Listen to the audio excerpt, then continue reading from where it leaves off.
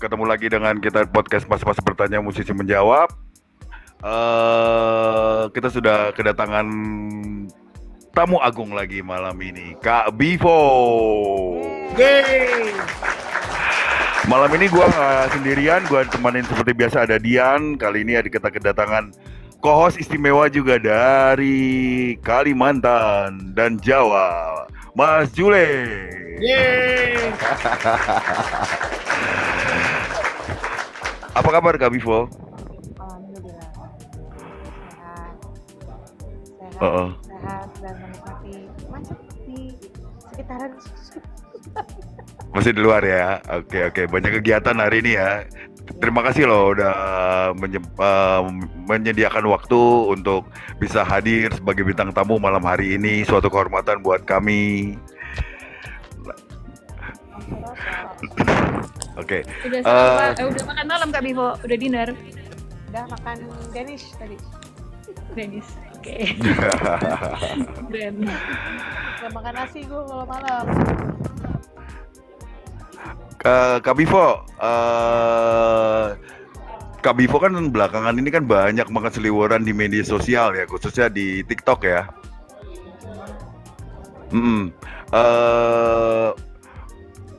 Banyak banget nih yang sebenarnya nitip pertanyaan itu sebenarnya Kak Bivo itu penyanyi apa emang hanya coach dari orang-orang yang mau belajar bernyanyi? Dua-duanya. Dua-duanya ya? Ya, mainly jobnya adalah emang singer, songwriter, sama coach vokal. Jadi dua-duanya, tiga-tiganya itu tetap aku jalanin udah selama 37 tahun.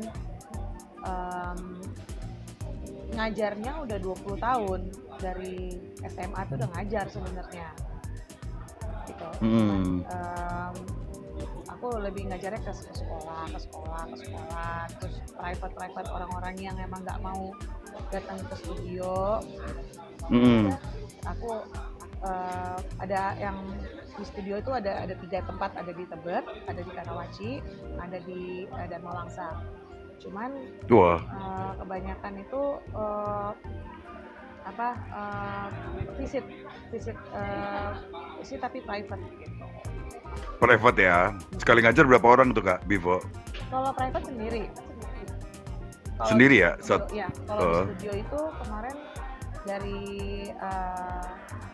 Hardwell manajer yang subnya Pink ya.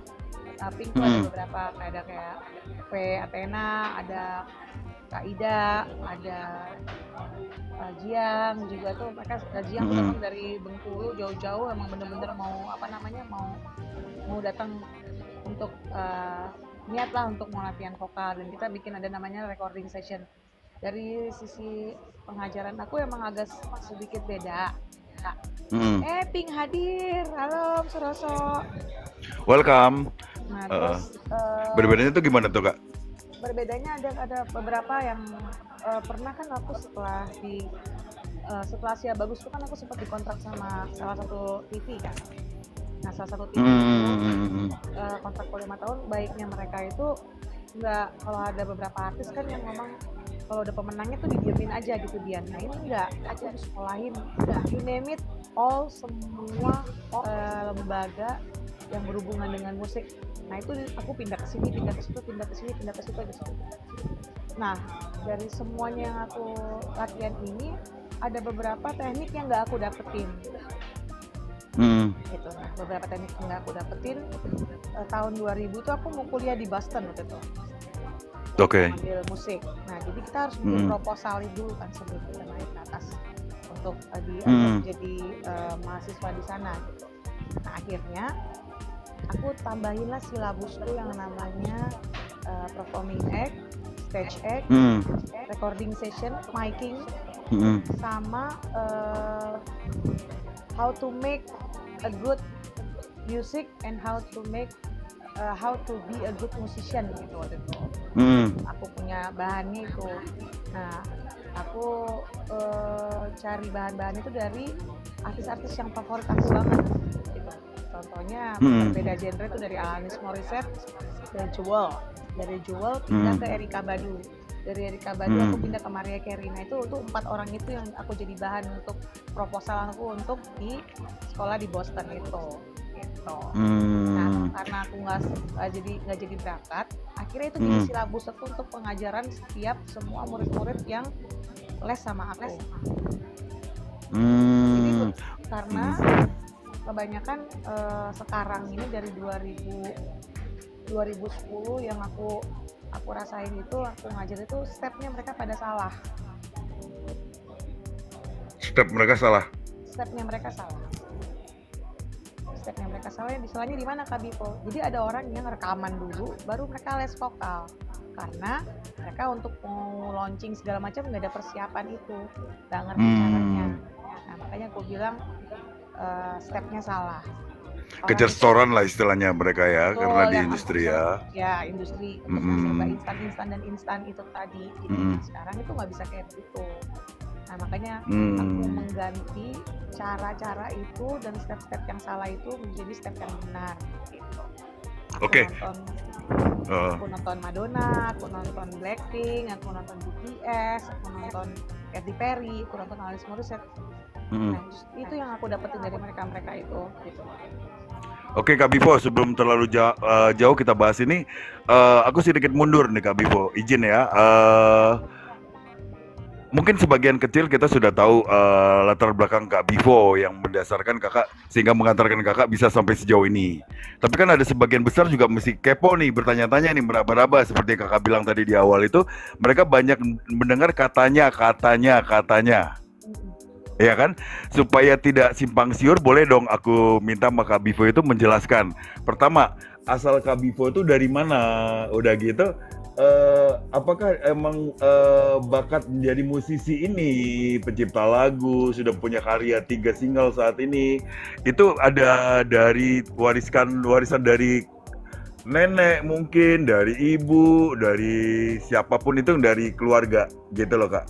Boleh dijelaskan dijelaskan ya Kak, biar kita tidak meraba-raba nih. Buat yang belum tahu ya. Mana? Dari keluarga. Iya, mungkin dari asalnya dulu kali Kak ya. Aku itu kalau ngomong silsilah asalnya itu aku nggak tahu aku orang mana sebenarnya. Karena kalau dari turunannya keluarganya mama, atokku itu Aceh sama India. Ya, kakekku tuh atoknya. Nah, kalau nenekku, ibunya mamanya mama tuh dia Nasution Padang. Kalau papaku itu dia keluarga dari bapaknya itu India Paki. Nggak tahu. Pakistan ya? Ibunya itu turunan raja-raja Putri Hijau, Mandailing, kesukaan Mandailing gitu, campur sama Melaka. Jadi gue tuh orang apa lu nggak tahu. Nah, papaku lu kalau ditanyain sama orang, bilang aja orang Mandailing. Jadi gampangnya gitu. Deli Serdang gitu. Kayak gitu. Oke. Ke Melayu ya Kak ya? Iya, Melayu. Turunan Raja Putri Hijau itu lah pokoknya di situ. Karena papaku turunannya ada di situ. Nah, terus kalau musik itu track backnya gue bersyukur banget gue dilahirkan dengan ibu yang bernama Ivonela Krisna itu ya. Bersyukur juga gue punya kakak yang sekarang udah jadi mentor, jadi ustazah gitu ya. Dan gue kalau udah ngomongin keluarga, gue agak-agak touchy banget gitu. Ya karena bokap gue juga musisi, bokap gue tuh penyanyi besar di daerahnya, nikah sama nyokap gue ke Jakarta, nikah selama 2 tahun, dapatlah gue gitu. Dan nyokap gue melahirkan gue dengan umur yang bukan muda lagi, udah umur 41 gitu ya. Oke. Nyokap gue itu. Dan ya, kita namanya anak kan nggak bisa milih ibu bapaknya siapa gitu kan. Mungkin emang ratusan miliaran tahun dulu emang gue udah ditulisin sama Tuhan kalau ibu gue gue lahir dari namanya ibu Ivonela Krisna itu. yang notabene nyokap gue itu adalah penyanyi legend. Gue keliling dunia dimanapun orang tahu dia gitu. Jadi Betul. salah satu bentuk bukan bentuk tekanan atau beban buat di pundak gue, Dian. Itu adalah bentuk berkah yang paling besar Tuhan kasih ke gue. Darah musisi bokap gue, darah musik nyokap gue itu ngalirnya ke gue. Itu yang paling gue bersyukur di hidup gue ini. Gak ada yang gue sesalin. Walaupun lo anak artis, kakak lo artis, abang lo, sepupu lo musisi, om lo pencipta lagu, so what gitu. Gue nggak makan dari mereka gitu, gue makan dari hasil kerja keras gue. For sure nyokap gue tuh nggak terlalu banyak tahu tentang gue. Justru yang banyak menyusun perintilan sejarah hidup gue itu malah bokap gue. Jadi bokap gue tuh file-filenya lengkap tuh, dia Mas Bule, teman-teman semuanya lengkap tuh, foto-foto gue bayi, gue lahir masuk koran, gue lahir di majalah info melahirkan anak yang ke-11 gitu. Itu gue punya foto-fotonya, itu semua gue ada. Sorry, kakak berapa bersaudara Kak Vivo? Kalau hidup semua 12, yang udah meninggal 12 ya. Nyokap gue itu dari 12 itu satu laki-lakinya namanya Dan Ivan. lu anak yang ke-11? Berarti ada adik di anak ke-12 jadi gitu ya? 12. Oke. Nah, dari yang barusan lu cerita itu kan menunjukkan bahwa memang lu mempunyai dua gen dari ayah dan ibu nih adalah pekerja seni ataupun musisi ya, bisa dibilang seperti itu. Nah, kalau ayah sendiri itu ngambil waktu itu dia tuh sebagai apa itu? Mungkin sebagai pemain musik atau penyanyi atau seperti apa? Papa aku itu dia penyanyi. Penyanyi ya? Jadi nyokap gue itu bertemu bokap gue itu di Aceh.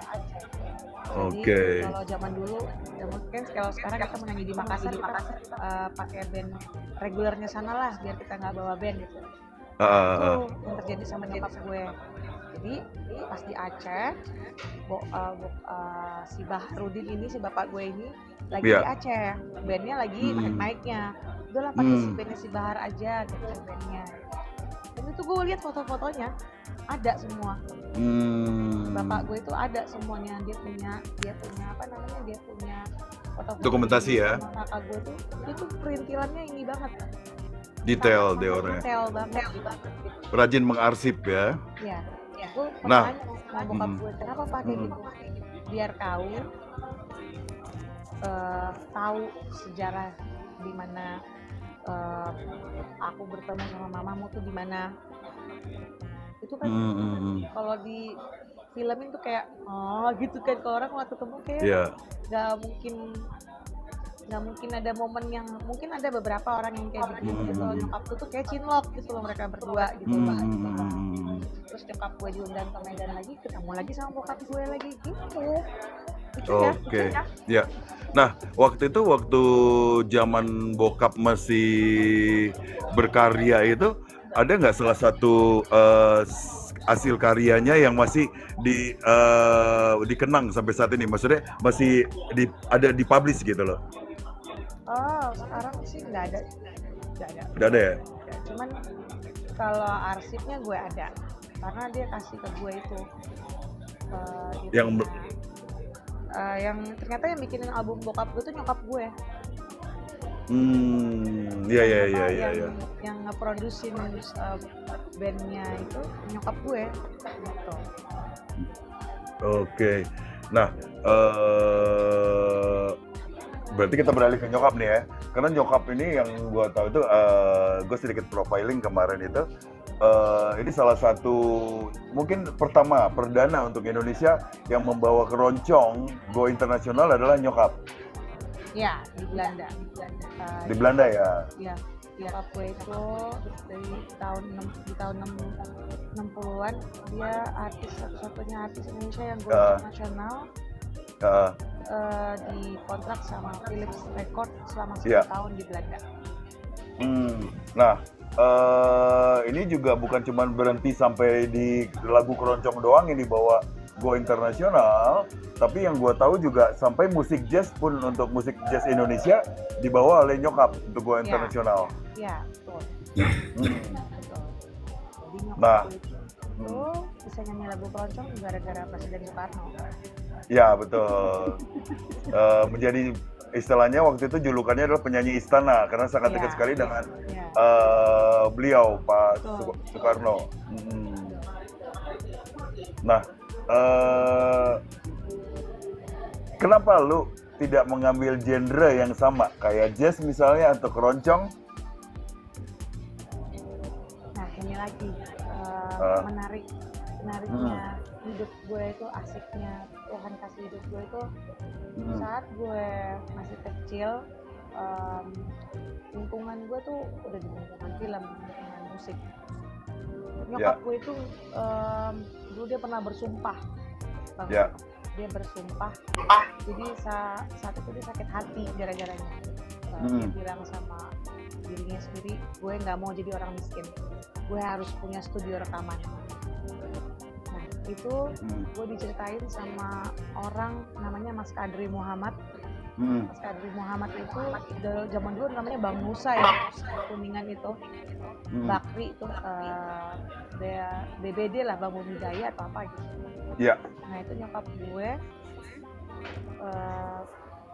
dia berbisnis segala macam untuk ngebangun studionya itu dari hasil nyanyinya. Dia tabungin tuh duit di bank itu. Nah nyokap gue tuh mungkin dapat hasil uang depositonya segala macam tuh dari bata per batanya itu dari hasil lehernya dia sendiri. Hasil dia nyanyi. Iya. Belilah itu tanah di Ciracas itu 5.400 meter.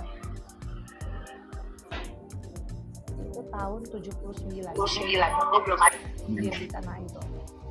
Dan dia bangun studio itu, dia nyanyi. Itu lucunya gini, waktu zamannya gubernurnya masih Ali Sadikin atau siapa gitu. Iya, Ali Sadikin. Nyokap gue diundang lah, Po nyanyi Po gitu. Oh iya, aku bayar kau berapa? Zaman dulu kan gitu ya orangnya. Iya. Aduh, aku bingung kalau mau bayarannya berapa, katanya gitu kan Dian. Tapi aku lagi bangun studio, katanya dia gitu. Oh iya, di Ciracas. Tahu dong zaman dulu Raya Bogor tuh kan in the sky ya, agak masih pohon kan. Betul. Itu datang Beb 1.000 truk. Alat bangunan untuk bangun studio. Dibangun. Jadi dibayar pakai itu ya waktu itu ya? Dibayarnya pakai pasir. Gila ya. Dibayar pakai batu bata. Nyokap gue itu sampai finish studionya? Sampai selesai. Itu lebih mahal daripada bayaran saat ini loh.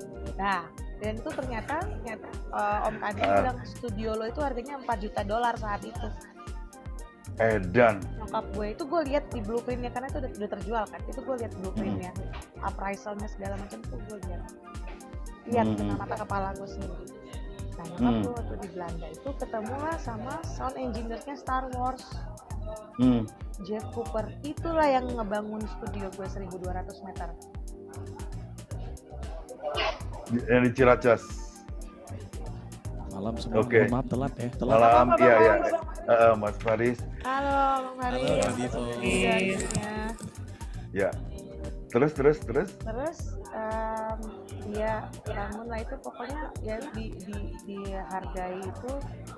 Si Jeff Cooper tuh senang sama nyokap gue karena suaranya. Dan ternyata Jeff Cooper itu ternyata berteman sama kakak gue yang nomor 2. Kakak gue kan bapaknya Belanda, kita beda bapak kan. Ketemunya di situ. Itu lah dia yang beliin Struder limited edition 8 jadi di dunia ini cuma ada 8 biji. Nah termasuk nyokap gue yang punya. Disitulah nyokap gue mimpiannya terwujud. Nah itu Elva Sersia, Harvey Malengolo, Tri Utami, itu semuanya ada di situ rekamannya. Dan nyokap gue itu dia ngebangun rumah. Jadi kalau Melva dulu tuh ke Jakarta kan gak ada rumah. Jadi mereka tinggalnya di situ, Farid Harja, semuanya di situ tinggalnya. Jadi rumah-rumah itu terisi sama mereka semua gitu. Nah Betul. gue besar Tempat di kumpulnya sana. musisi. Iya. Jadi nyokap gue tuh bikin lagu ini, dia borongan, bayarnya berapa? Dia borongan gitu. Iya. Seru kan gitu. Jadi seru ngeliat Betul. namanya anak umur 4 tahun, 5 tahun ngeliat kayak gitu tuh. Ngapain ya orang ya gitu, rame banget di rumah gue, kayak kagak ada space buat ketemu mak gue sendiri gitu. Terus ya udah, gue ngeliat studio tuh tempat gue main sepatu roda, hallnya. Oke. Nah, Hall itu tempat gue tadi main itu belum sepatu roda. tadi belum terjawab Kak Bivo. Kenapa nggak meneruskan genre yang sama, tidak memilih genre yang sama dengan orang tua? Nyokap gue nggak mau, karena itu nyanyi jazz itu hal yang paling menyedihkan buat dia. Lagu dia yang paling Pada saat itu ya? Iya, karena dia kehilangan anak pertamanya saat dia nyanyi lagu itu. Jadi dia tuh selalu bilang sama gue, jangan pernah ngelakuin apa yang gue lakuin yang membuat gue sedih. Which is, ya gue nggak boleh nyanyi. Nyokap gue tidak memperbolehkan gue tidak lagu jazz. Sementara dia kalau nyanyi di kawinan atau diundang nyanyinya Fly Me to the Moon, lihat di face. Iya. Gimana sih? Kok gue nya nggak boleh gitu. Jadi dia nggak mau. Makanya kakak gue yang asli tuh dari kecil nyanyi pop, semuanya pop. Terus gue nyanyi lagu nyanyi lagu Melayu nggak boleh, nggak usah, kau jadi diri kau sendiri aja, aku nggak mau kau copycatin aku, dia bilang nggak boleh, kau jadi diri sendiri aja, kau berproses dengan sendirinya. Nah itu nyokap gue ya. Iya. Jadi dengan alasan trauma itu ya, punya ada alasan tersendiri tadi yang kayak trauma gitu ya. Itu dia nggak mau banget. Tapi sebenarnya kan ada orang yang trauma sehingga dia melarang memang jangan bermusik deh gitu. Tapi ini boleh bermusik, tapi genrenya yang nggak boleh ya. Iya. Nah nyokap gue itu sebenarnya melarang keras gue untuk nyanyi. Dia nggak mau anaknya susah. Dia dulu pernah ngerasain tidak bisa menguburkan anaknya. Gitu loh, Fit, namanya Ivan Latisna itu. Dia tidak bisa menguburkan kakak gue yang pertama yang kena leukemia itu ya. Kakak gue itu, Kamaya itu ya. Dia tidak bisa menguburkan anaknya. Mertuanya ngejual radio untuk bisa menguburin anaknya. Dan nyokap gue berjanji dia tidak mau jadi orang miskin, tidak mau jadi orang susah, tidak mau menyusahkan orang. Cuman dia pribadi yang sangat keras tapi lembut di depan anak-anaknya. Dan ya walaupun kita nggak nyokap gue kan sukses di karirnya tapi tidak sukses di dunia asmaranya, pernikahannya. Nyokap gue pernah nikah 5 kali, yang terakhir adalah bokap gue. Jadi itu ya, justru yang mimpi besar gue harus jadi penyanyi itu bokap gue. Dibawa ke sana, festival ini, festival apa, dapat duit kita bagi 2, nindik nggak boleh sampai nyokap gue tahu. Terus dibawa ke dodok gue sama bokap gue udah bikin lagu umur 5 tahun, kasih nama bokap gue gitu. Pas gue mau tuh sama Pak Imam mau dikontrak, Pak Imam nelfon mak gue, oh anak lo gue kontrak, ketahuan lah pak gue di situ. Iya. Gue kayak ngapain gitu, malah nyokap gue kayak gitu, nggak boleh gue gitu. Aku mau si Pupu tuh sekolah dulu, nah gitu. Sekolah dulu, karena nyokap gue sana sini ikut dulu kan, gue jadinya kan. Nah, kalau berbicara sekolah berarti lo ngambil pendidikan memang zaman kuliah itu musik ya? Gue kuliahnya online semua. Dan itu musik semuanya berbicara. Homeschooling ya kak ya. Ya gue jadi waktu gue nggak bisa berangkat ke Boston itu, akhirnya gue ngambil kuliahnya online. Gue ngambilnya musik, ngambil vokal. terus gue akhirnya ikut kuliah lagi yang baru-baru ini ya, tahun 2022 ini gue ikut kuliah di Channel Porter Diva. Itu gue ke kelas, jatuhnya gue emang ada 40 level, cuman gue jadinya 35 level karena gue tidak bisa seriosa, tidak bisa klasik. Jadi 5 levelnya itu tidak diambil sama gue, dan itu gue certified. Nah sekarang ini gue lagi kuliah untuk naikin degree-nya gue lagi. Gokil lo ya. Tapi lu di jalur musik saat ini dengan tidak mengambil jazz sama keroncong itu, nyokap support ya? Ya, nyokap gue itu Totally support ya? jadi dia itu ada satu momen tasannya TNT luarnya gitu, dia ada momen itu. Jadi waktu gue SMA itu kan dari SMP gue udah kerja di Slang kan. Iya. Nyokap gue kayak, kau nyanyi sama si Bebem? Enggak. Kau nyanyi sama si Pai? Enggak. Karena kan mereka dulu mixingnya di studio gue kan, mereka tahu gitu. Nyokap gue tahu. Terus kau ngapain gitu? Enggak mam, aku lagi mau workshop. Nyokap gue tuh gak ngerti, kan gue ngomongnya pakai bahasa Inggris. Apa tuh workshop? Mak gue kan gitu kan, ya pokoknya aku mau workshop lah, itu kita bikin sesuatu. Oh ada project kali gitu kan, mak gue mikir kan. Once dia mau umroh, mau kemana gitu ya, terus gue masih tinggal di Pejaten. Tahun 98 itu kan gue Slang lagi album Mata Hati Reformasi kan. Gue lagi dipinjemin gitar sama kakak, gue bawa pulang. Udah lo bawa pulang dulu sana, main deh lo, biar main musik, main bikin lagu banyak. Nyokap gue lagi dandan, Dian lagi ngalis dia. Nyokap gue tuh pokoknya kalau udah jam 10 tuh dia udah ngalis, udah puk kata gue tuh, dia taunya puk, udah puk. Gue main gitar depan itu gitu, kok bisa main gitar kau, kata dia gitu. Bisa mah, bilang. Oh cuma ho doang, nyanyiin lagu gue judulnya Terbang ke Bulan. Genggam tanganku, bawa aku ke bulan, wujudkan mimpi-mimpiku yang dulu terpendam. Terus gini, lagu siapa tuh? Dia nanya gitu. Lagu aku lah. Gue bilang, hah? Kau bisa bikin lagu? Kata mama gue. Bisa mah, dari kecil aku udah bikin lagu. Gimana sih mama? Oh iya ya, ibuku seorang penyanyi itu ciptaan kau ya. Karena gue waktu kecil bikin 4 album kan. Nah gue bikin lagu itu ibuku seorang penyanyi. Udah 4 album ya? Aku udah 4 album waktu masih kecil gitu. Jadi nyokap gue tuh baru ngeh lagi kalau gue bisa bikin lagu. Nah, ntar dulu. Lu itu makin kesini kalau gue lihat itu nama lu itu kan bergeser nih. Lu itu waktu kecil itu dengan nama Putri, Puput ya. Puput apa kalau boleh tahu? Ada tiga keluarga gue. Oke. Lu itu Putri Bivo. Enggak.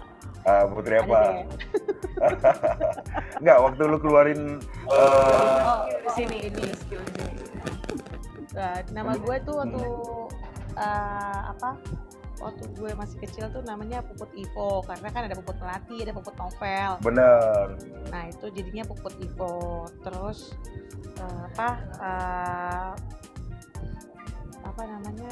terus gue pokoknya itu judulnya albumnya Donald Bebek, terus Boneka India 100 bagi 2, terakhir tuh gue lupa namanya, ada lah pokoknya. Gue Puput, kurang ajar lo Cak. Ya tuh. Terus udah gitu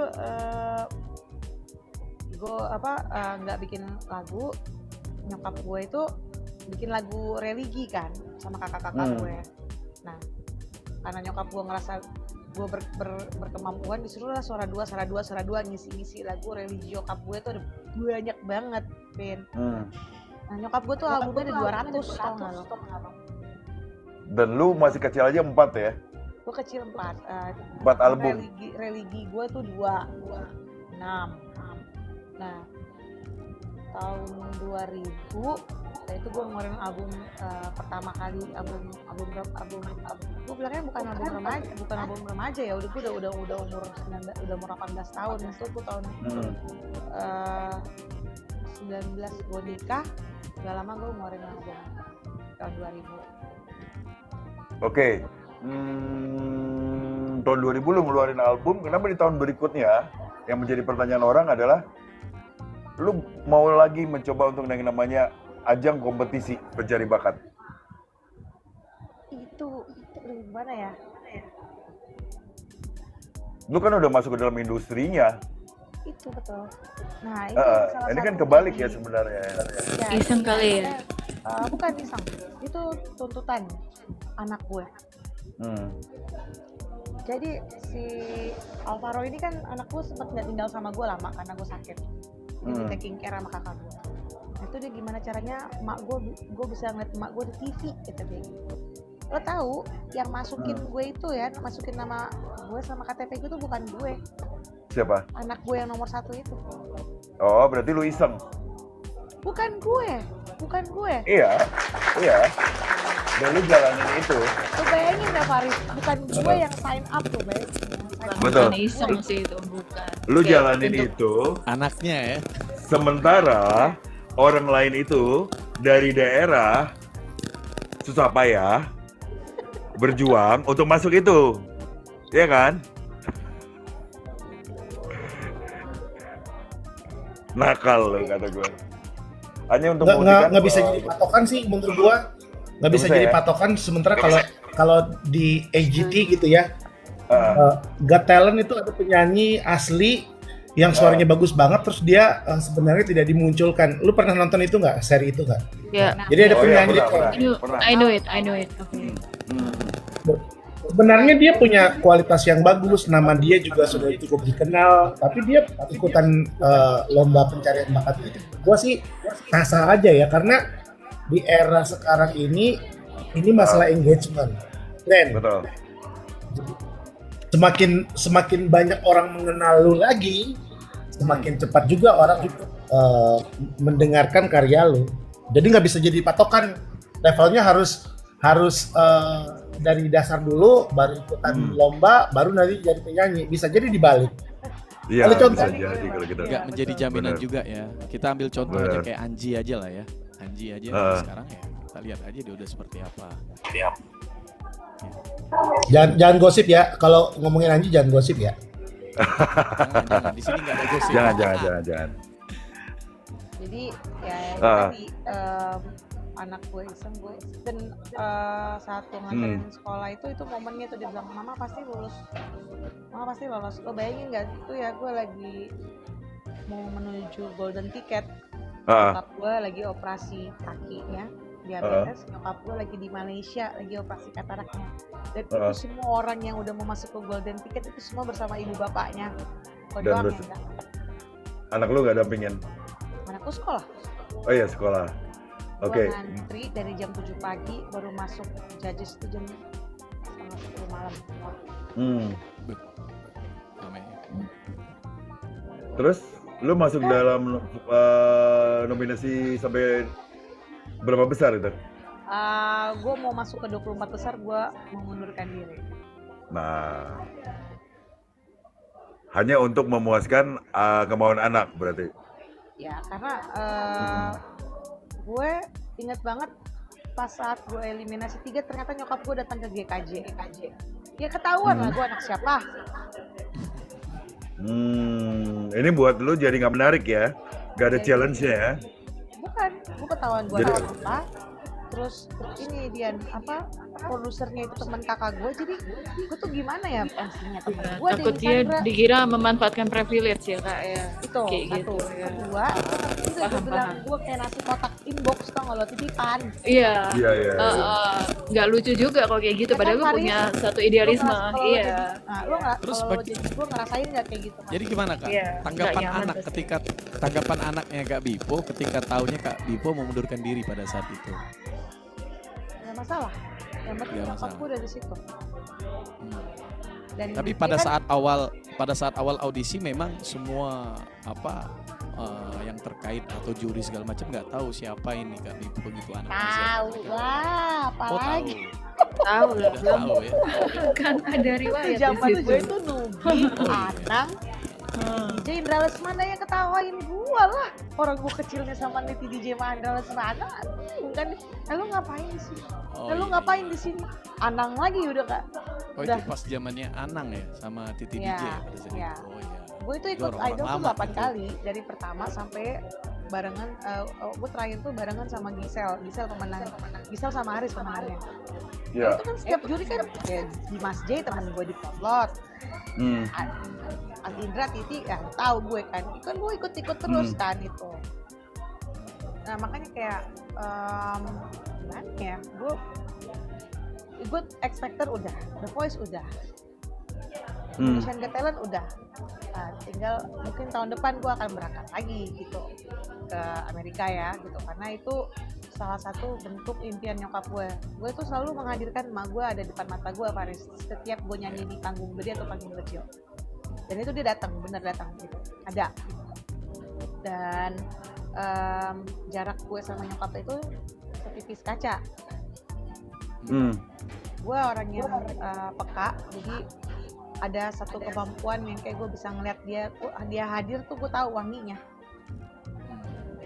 Bentuknya Jadi nggak salah satu solid penyemangat juga tapi ya. dia hologram, tapi gue lihat ada di situ, lebih ke situ. Berarti Dan inspirasi terbesarnya adalah ya mama ya berarti ya Kak Bipo ya dalam bermusik. nggak Papanya juga kayaknya tadi kan papanya support banget dari umur 5 tahun. Iya. Bener nggak sih Kak kalau ya? Kayaknya inspirasi nyokap gue itu dia tuh kalau penyanyi festival tuh dia kuda hitam. Nyokap gue bisa semuanya, kalau gue enggak. Tapi dia itu dia tahu inspirasi gue siapa, dia tahu, bukan nyokap gue. Bokap. Inspirasi gue tuh Janis Joplin sama Jimi Hendrix. Oke. Oh mantap. Yang paling kental sama gue tuh ya Alanis Morissette. Jadi bukan mak gue, tapi teknik, pelajaran hidupnya, Iya. kesuperheroannya ya. Gue tuh nggak perlu belajar dari orang lain, karena gue dulu punya 11 kakak yang macam-macam berkarakter. Jadi gue udah sekolah, keluarga gue tuh gue udah sekolah gitu. Karena ya nyokap gue itu orangnya sangat rebel sebenarnya. Bukan rebel ya, dia bebas tapi ada aturan. Betul. Nyokap gue itu kayak gitu. Kalau Dino nanya inspirasi terbesar gue saat ini ya Alanis Morissette tetap, karena Jadi semuanya. gue mau balik lagi nyanyi untuk bikin single itu. Gue ngeliat si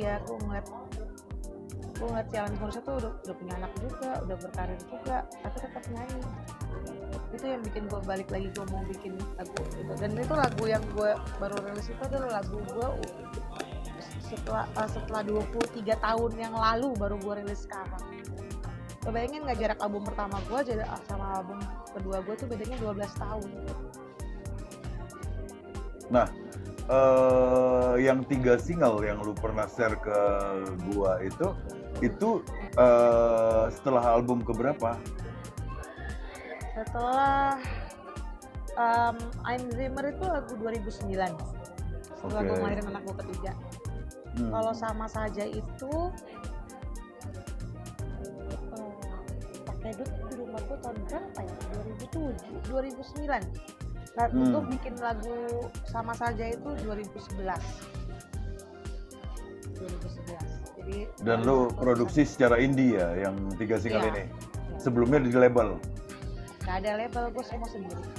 Dari kecil itu indie ya? Nyokap gue yang ini sendiri. Produksi sendiri ya? Produksi sendiri nyokap gue. Walaupun nyokap gue. Walaupun nyokap ini adalah salah satu artis perdana dari Bali Record atau yang saat ini dikenal dengan Musika. Iya. Ya Tapi kan? sebelum Musika nyokap gue di Philips dulu. Di Philips dulu.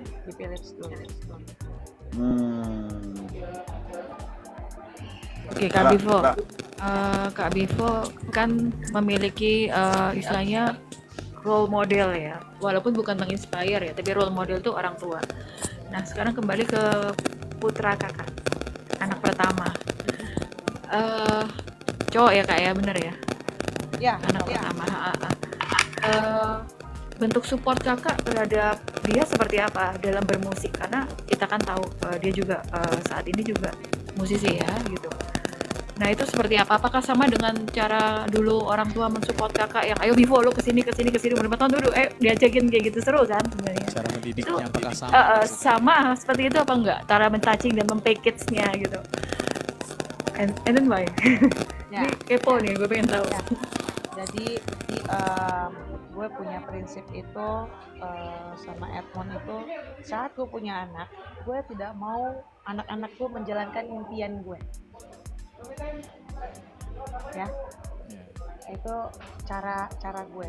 Karena kenapa itu gue bilang cara gue? Karena gue sudah menjalankan apa yang impian-impian dari 11 orang di keluarga gue ini. Lo harus jadi gini, harus jadi gini, harus jadi, dan gue tuh nurut banget. Setelah gue melahirkan, setelah gue nikah, itu gue verboden banget. Kalau orang Belanda tuh verboden deh, no ya gitu. Kalau orang Cina tuh bilang puyau, ya kan, no gitu ya. Maksudnya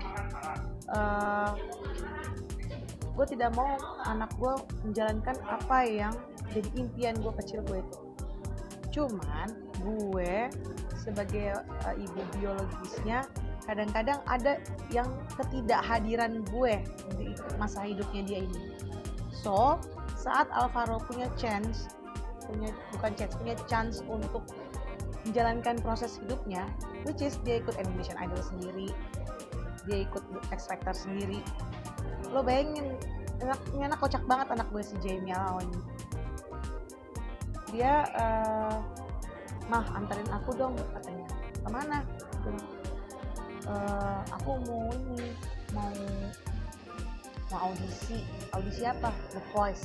Oh ya udah, tapi aku nggak bisa sampai malam ya, gue bilang gitu. Dia nggak apa-apa. Lo tahu dia apa yang dia lakuin sama gue? Dia bawa gitar gue disuruh turun, gue disuruh ngantri. Itu gue ngantri sama dia. Gue bilang, kok jadi mama ngantri? Udah mama ngantri aja. Udah gitu yang masuk duluan gue lagi. Gue bilang bener-bener nih anak gue bilang, Bang Vin, lo tahu gue ngapain? Gue suruh Edmond masuk ke lobby, bawain baju gue nyanyi buat nanti malam. Gue pakai sendal jepit, Dian. Asal lo tahu, anak gue masih di belakang, malah duluan gue yang maju.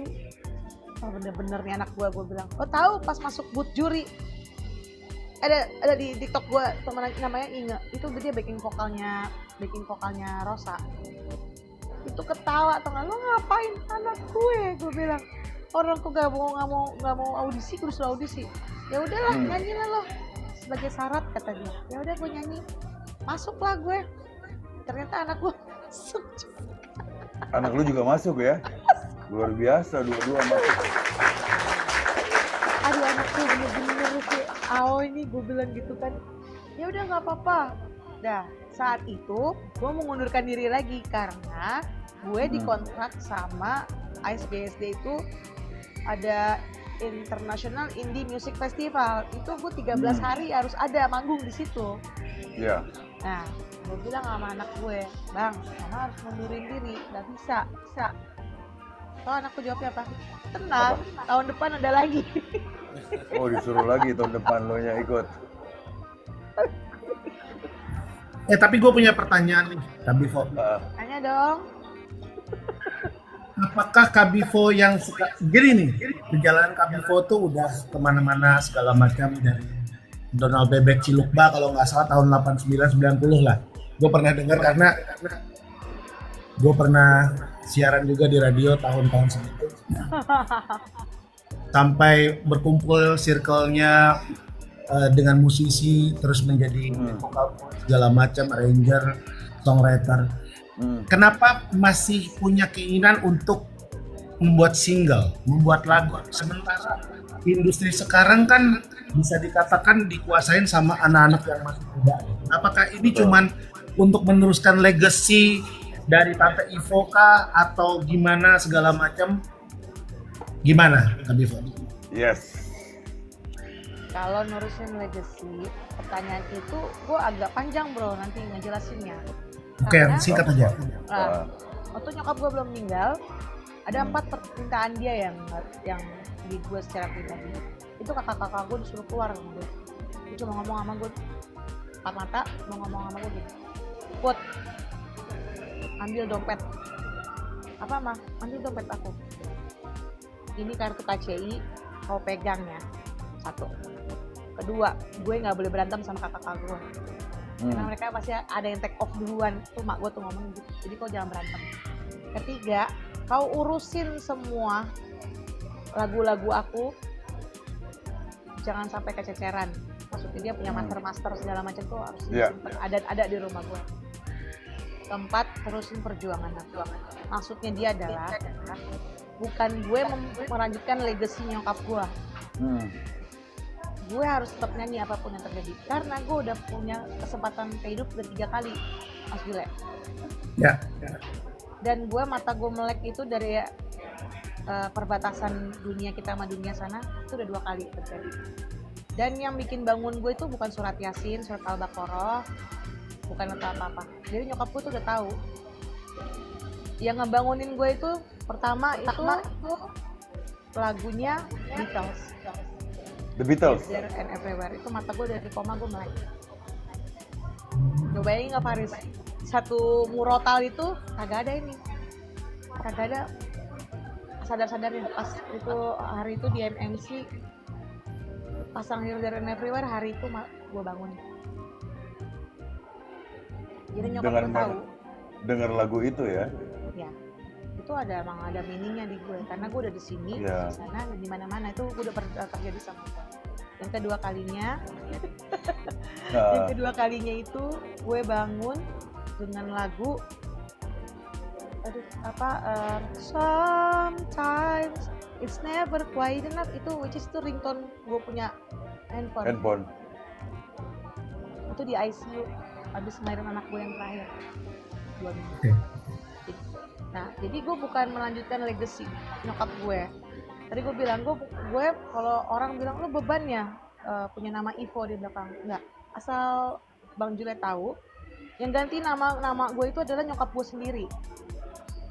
Oke. Put Ivo, Baina Ivo, akhirnya jadi Bivo. Karena dia itu karena kegenggesan teman-teman gue. Hai Tante Ivo, mana Mbak Baina? Nyokap gue gini, siapa tuh? Nyokap gue nggak ngeh. Baina.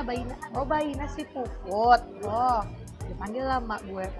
Tahu tuh. Nama kok gue ganti aja ya jadi Bivo. Oke. Kenapa mak? Nah itulah yang bukan gue. Aku Bivo, bukan gue yang gitu. Ini nyokap gue yang mempersempit nama gue itu nyokap gue sendiri. Yang 3 kali pergantian ini ya.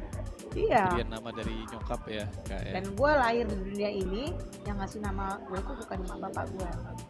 Siapa? Ada wakil presiden zaman dulu. Nyokap gue itu ketahuan. Ditanya lo hamil ya kok? Enggak. Oh ini lagi hamil gue. Oh. Cek ya. Oke, jadi artinya merilis.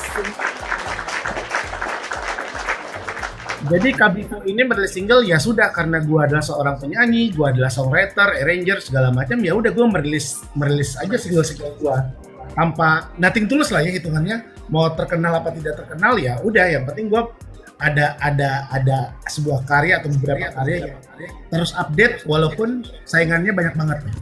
Betul, eksistensi lah namanya ya. Ya betul. Terus Kak, kalau untuk sejauh ini dari semua lagu-lagu yang Kakak bikin ya, ibaratnya kan ya berjalan dengan sendiri. Apakah banyak tawaran-tawaran kayak ya mungkin dari beberapa label yang Alhamdulillah nggak pernah ada penawaran di label, malah kerja di label gua dulu akhirnya. Jadi Bu Acin itu melihat kompetensi gua untuk tes musik gua bagus waktu itu. Ya, pertama kali gua terjun di musik itu langsung dapat Krisya, langsung dapat Iwan Fals, langsung dapat Peter Pan, dapat Tik Band album ketiga waktu itu. Terus tadinya itu gue tuh nggak percaya gue kerja di label ya gitu, karena itu tadi nyokap gue itu lagi, mamamu tuh punya studio besar dan bebek kok kerja sama orang lain. Akhirnya gue ngundurin diri dari musika 10 bulan. Karena satu dan lain hal gue juga nggak bisa matahin semangat nyokap gue waktu itu Paris gitu, karena nyokap gue akhirnya gue kesini juga gue lama-lama nggak ada pekerjaan yang di musika itu gitu. Jadi A&R tapi kok nggak ada kerjaannya, nggak ada job desknya gue itu. Jadi job desk gue keambil sama marketing manager atau itu kayak dulu bis ya. Iya, itu orang Nah, musika itu. Orang ya, musika itu. yang masukin dia di musika tuh gue. Secara Feby itu dulu ngurusin gue di The Week and the Hippies. Oke. Nah, band gue namanya The Week and the Hippies tuh nggak pernah promosi bro. Oke. Kocak ya. Iya. Ya gue hidup gue tuh nothing tulus karena gue ngerasa gue udah pernah di antara dunia dua kali ini. Jadi gue kayak ya gue apa yang nyokap gue selalu bilang sama gue tuh terjadi gitu. Jadi kita orang apa? Gue pernah bilang sama Bang Pin, mati itu gampang, Bang Pin, hidupnya susah. Maksudnya apa? Kita susah untuk maintenance untuk diri kita sendiri itu susah sebenarnya gitu. Bukan ya orang bilang apa itu duit, gak perlu duit. Ya lo mamam nasi, emang lo beli beras gak pakai duit, kan gitu kan. Nah, realitinya ya kita everybody need somebody gitu. Gue apa selalu ngomong sama Om Pin kan gitu. Karena kalau gue punya suami tuh silent treatment banget gitu loh, gak bisa yang terlalu banyak ngomong tuh nggak bisa.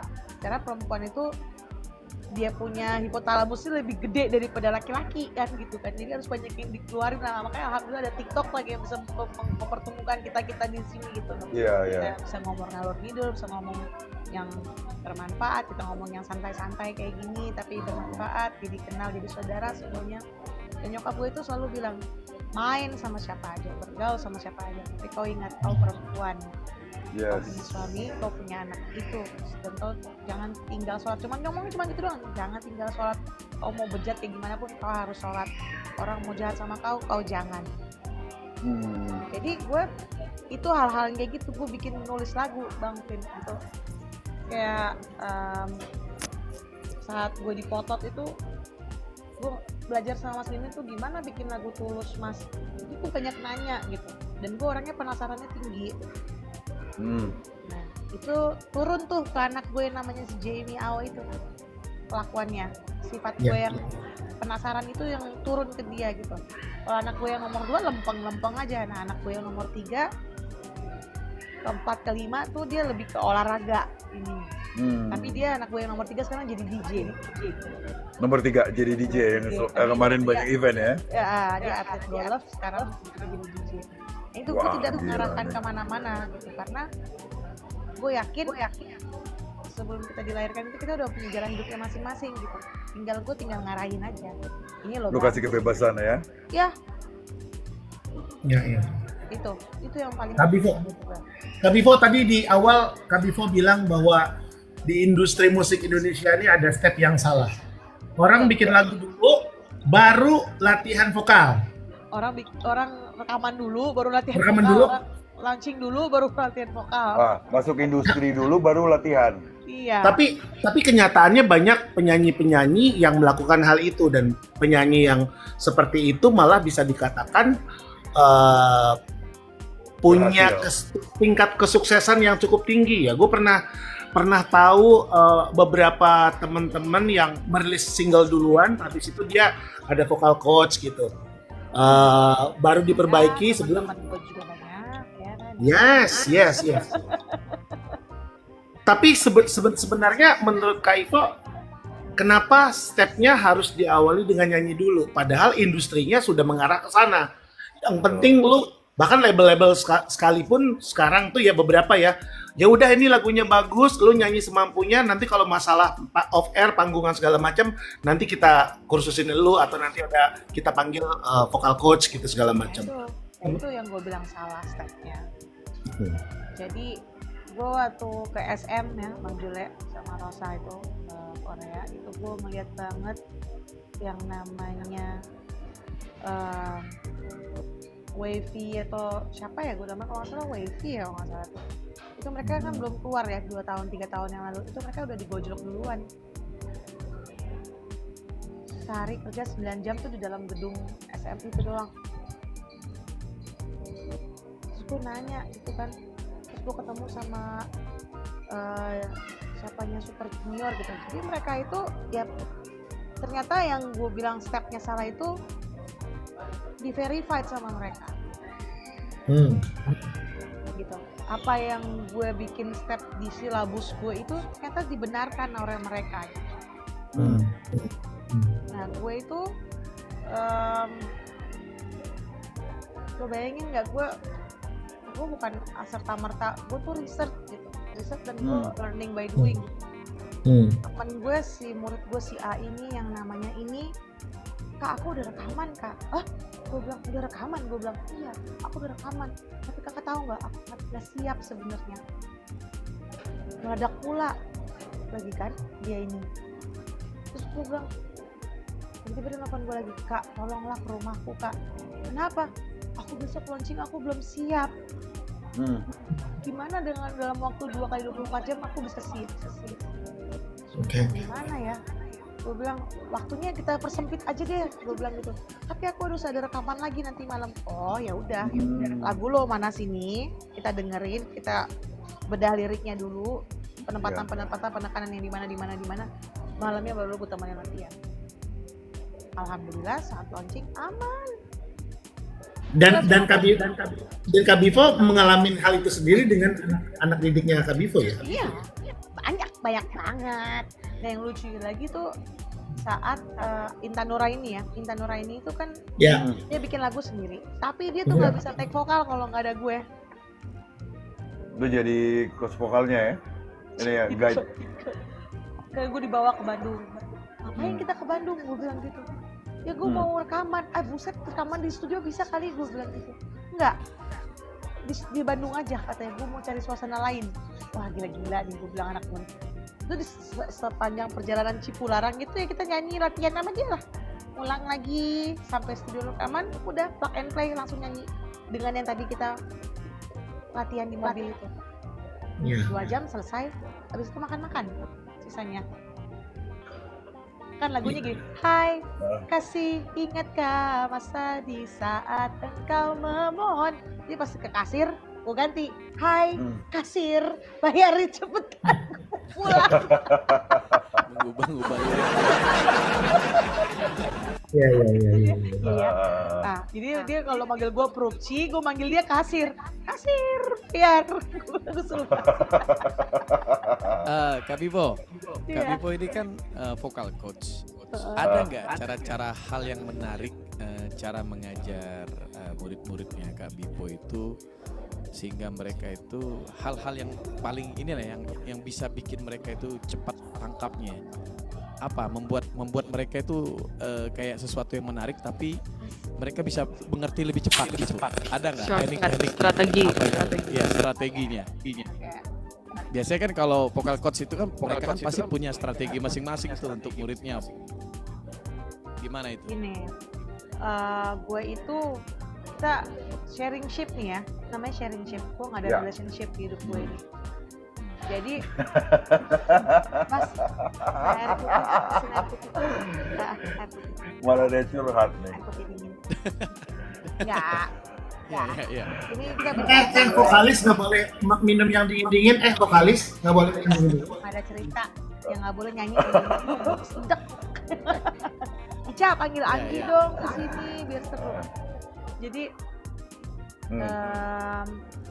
gue itu kalau ngajar, gue punya tiga kepribadian. Elunya? Ya, guanya sendiri. Gue udah patokin tuh tiga kepribadian gue ini. Misalnya gue ketemu Faris, gue denger Faris nyanyi, ini gue jadi tukang apa ya? Tukang renovasi, jadi pengacara, atau jadi coach beneran. Jadi nggak semua ada murid-murid gue di atas sini nih ya nonton. Jadi itu mereka ada yang harus gue ajarin dengan teknis, Faris. Saatnya gue ngajarin orang ini dengan teknis. Ada yang saatnya gue ngajarin dia sebagai ya gue tukang poles aja ya, gitu. Gue tukang poles aja ya. Ada saatnya gue benar-benar jadi coach. Nah saat-saat gue jadi misalnya Faris dari tadi bentuk duduknya aja, posisi duduknya aja tegak banget, tegak tapi santai. Nah, Ya. kalau orang dengan posisi kayak Faris gini nyanyi dengan main gitar itu harus lebih tegak lagi. Jadi airflow-nya lebih santai. Ini pundaknya nggak tegak. Nah, itu gue jadi coach. Itu lebih ketat. Kalau lebih humanity-nya, tadi gue bilang jadi pengacara, masalahnya apa Ica? Masalahnya apa Bang Vin? Konsultan ya. Ini gue jadi Bang Vin. Oh, gue tuh soalnya gini before. Gue tuh Nice. kan? Selatan banget ya, selatan banget ya. Gue bisa Selatan ngikutin banget ya. kan berarti. Jadi Selatan banget. jadi kan Ah. kalau kalau Mbak Dian kan ya Kak Bito maksudnya itu aku tuh nggak gini Kak, lebih ke presentasinya Kakak ya, jadi kan gini ya kan Kak Dian kayak gitu kan ngomongnya kan. Itu pembawaannya.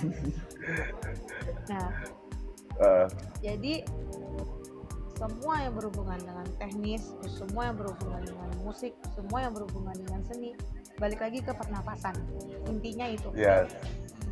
Oke. Lo nari nih lo napasnya nggak bener, ini lo salah, kuda-kudanya pusing malah lo ngelukis posisi duduk lo begini ya, bongkok badan lo satu, napas lo lebih tersengal-sengal, napas lo lebih ngos-ngosan pastinya. Gitu. Bedanya nyanyi sama ngaji cuman penekanan dan pakai apa, suara apa. Kenapa gue bilang gue jadi pengacara, gue jadi tukang poles ini, apa gue jadi kontraktor bangunan, ngebangun lagi basicnya itu dari awal, atau benar-benar gue jadi coach. Nah jadi coach ini ya gue bilang sama teman-teman gue tuh bukan serta-merta gue main ngajar-ngajar aja gitu kan. Karena itu keresahan gue itu adalah yaitu stepnya orang beda. Stepnya tuh paling basic tuh gue udah bilang 3 bulan itu basic dulu. Which is lo gak fales, nyanyi yang bener. Mana ada guru nanyain udah setor PR belum, tiap hari ngomong kayak gitu. Nah karena apa? Itu Dan tidak direspon pula ya. Ya itu tergantung psikolognya masing-masing gitu. Kayak gitu. Tapi kan ya nggak semua orang otaknya kayak Vin Peter kan, nggak semua orang otaknya kayak gue juga gitu. Kadang-kadang kita tegas sama keras itu kan beda, satu kata yang beda gitu, satu pembawaan yang beda yang juga. Yang menerimanya juga kadang tuh ya beda-beda juga kan pemikiran. Kayak muka gue tuh kayak kok melotot ya. mulu gitu, kayak kok gue bawaannya emosi, padahal nggak gitu hati gue gitu. Maksudnya kalau lo mau jadi penyanyi yang baik dan benar, kalau lo mau jadi penyanyi yang benar, semua tergantung dari lo ya. Karena kalau ngomongin musik, kalau lo jadi pemain gitar tapi lo nggak manggung, lo nggak praktek, ya udah lo dibawa di rumah aja. Nah, ada nggak itu Kak Vivo punya murid gitu ya mungkin ya, yang pada akhirnya Kak Vivo memberikan satu ketegasan bahwa ya udahlah lu nggak usah lanjut gitu loh, karena kayaknya nggak niat banget atau seperti apa kan. Ada juga mungkin murid-murid seperti itu ya. Ada Terus seperti apa Kak?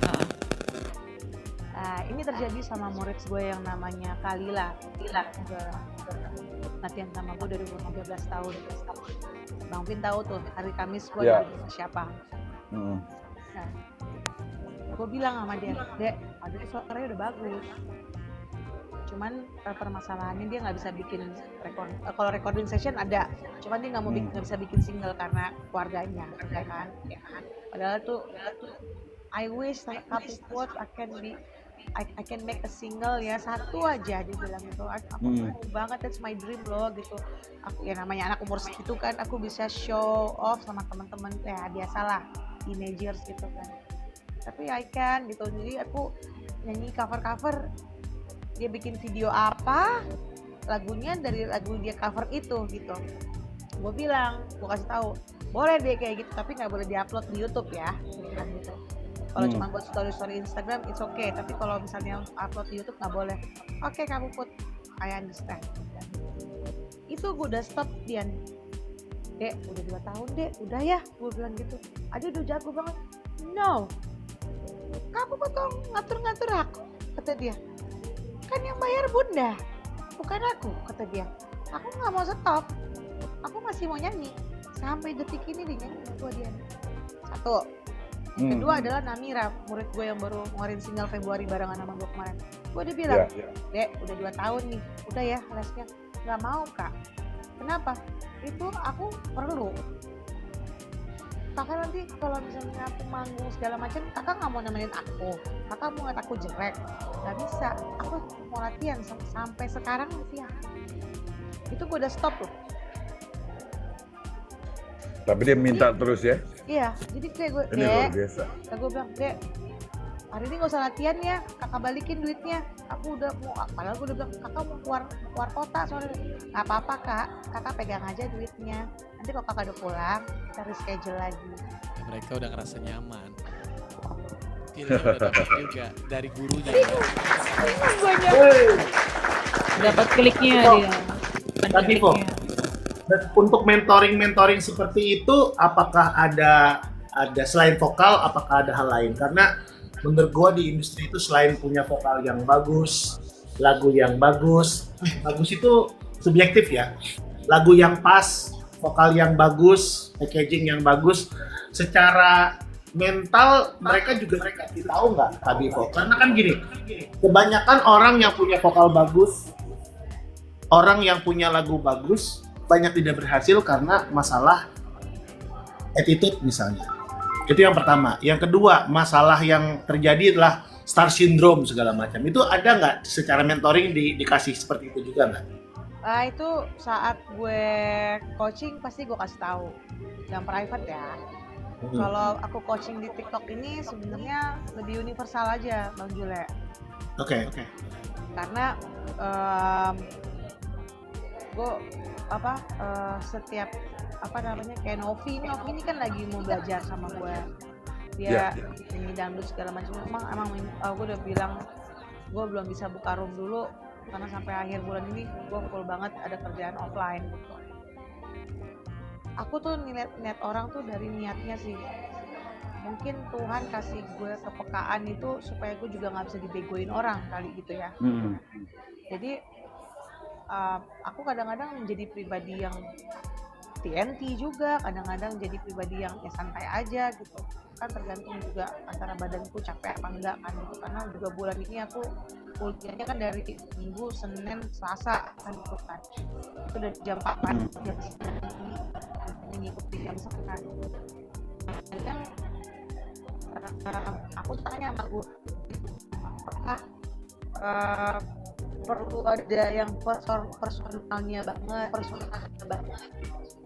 Ya dia bilang ya mau 50-50, mau 60-40 itu terserah dari gimana kepribadian kita masing-masing.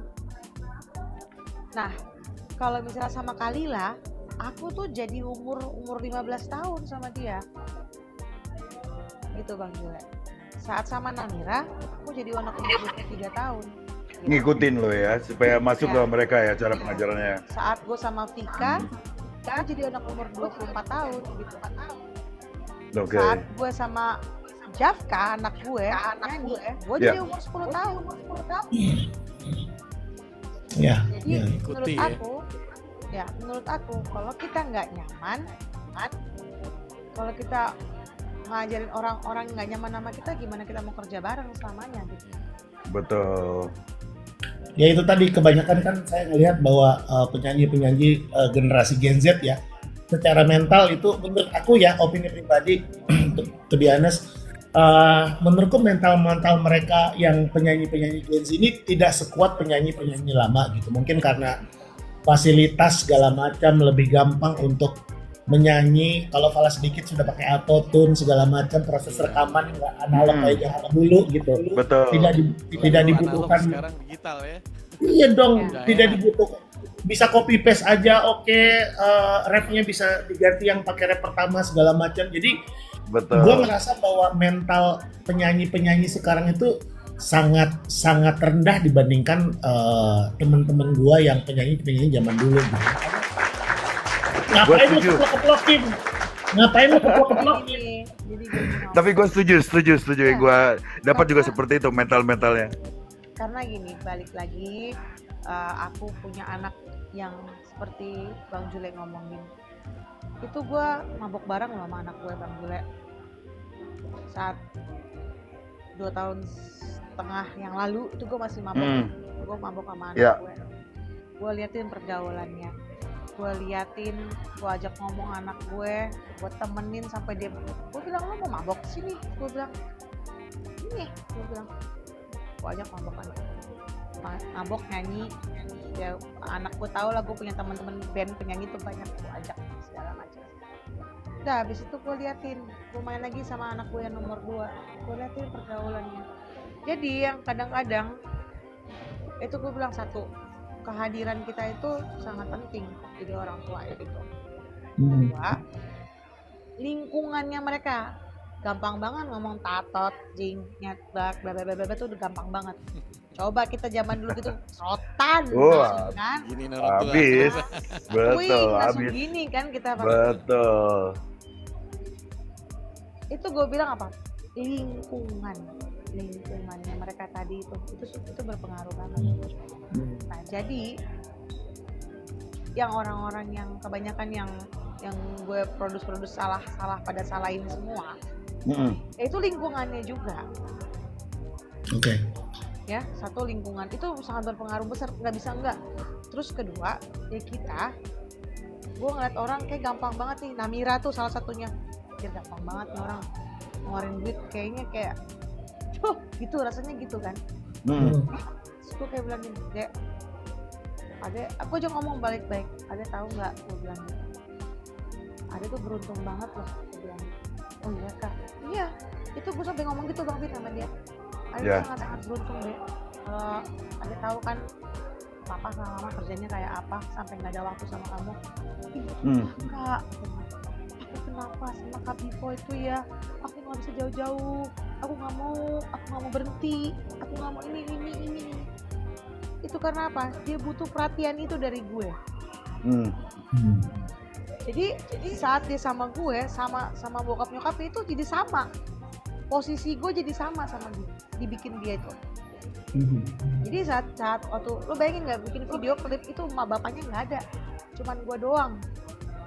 Terus gue bilang, Dek, mama nggak mau ngeliat kamu kesini. Enggak kak, nggak bisa, mama udah berangkat ke Labuan Bajo. Lo bayangin maknya udah berangkat ke Labuan Bajo, anaknya sama gue lagi bikin video klip, lo bayangin nggak? Terus gue yang Betul. udah deh, untung Edmond juga Kurang kasih sayang ya.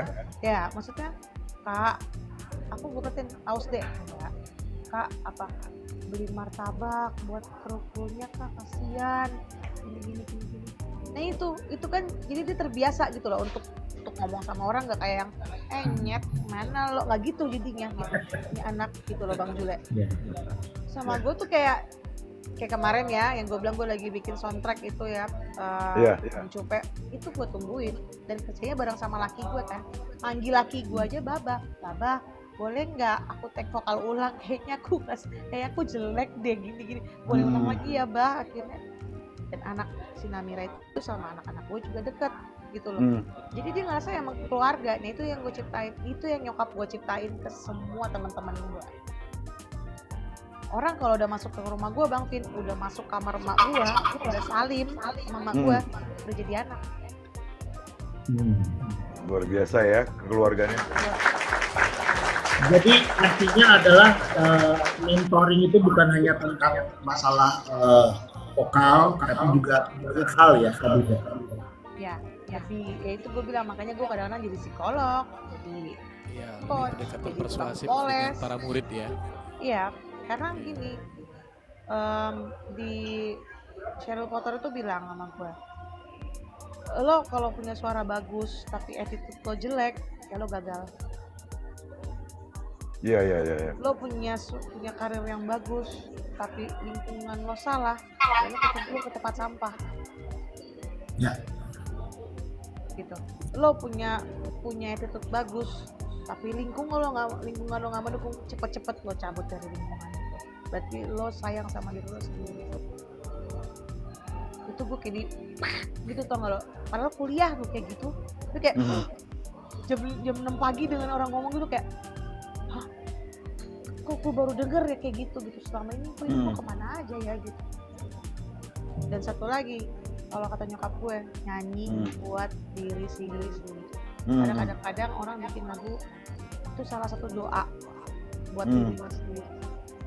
Nyokap gue bikin lagunya Nangis di Tengah Malam itu emang luapannya dia. Waktu kebayang nyokap gue kondisinya dia lagi hamil kakak gue yang namanya Dewi di atas gue, itu dia Iya. diceraiin sama laki. Hmm. Nyokap gue bikin lagu di tengah malam aku menangis mengenang nasib hidupku ini, mengapa Tuhan hidupku ini bagai biduk tak pernah kemudi. Setelah dia lahir kakak gue tuh lagu meledak di Malaysia. Nah, Kak Bifo, dari 3 single yang terakhir lu keluarin ini, boleh dong kita putar ya salah satunya. Boleh. Kak Faris boleh dibantu ya? Yang mana itu judulnya apa Kak Bifo? Yang mana nih? Lo mau dengerin yang mana? Mau yang dengerin sama saja, I'm Dreamer, ada I'm Dreamer. Kalau gue sih nyangkutnya di I'm Dreamer ya.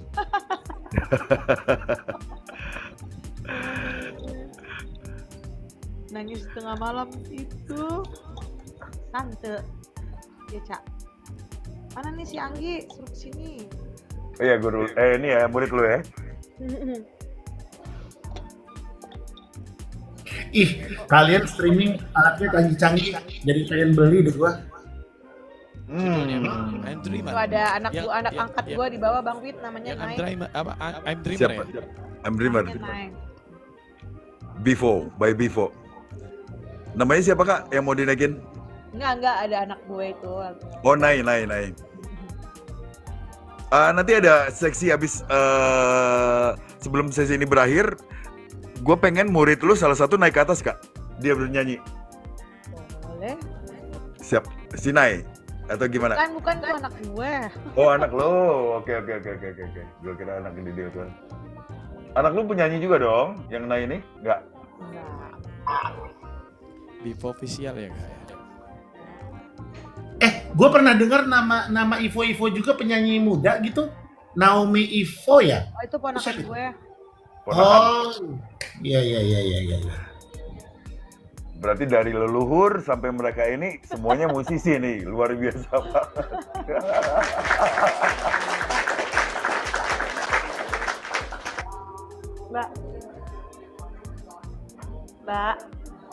Mbak. Kita dengerin nih Mas Jule. Ya, Cube. Paris itu kayaknya itu filenya file Cubase ya. Lu harus apalagi gerak lagi. MP3-nya aja, Riz. Enggak, ini yang ini Kak. Apa namanya? Yang You're the Light ini Kak. Bukan. Ada I'm Dreamer juga. Di sini tersenyum, menatapku penuh rindu. Kini ku rasakan semua getaran cintamu yang dulu tak pernah tersentuh. Ku nikmati semua yang telah ku gapai, dari mimpiku, dari hayalku. Dirimu hadir seperti cahaya, menemaniku selamanya, dan takkan pernah terpisah. Ku jaga, jangan pernah tertinggal sebentar saja, apalagi lama, ku tak mampu.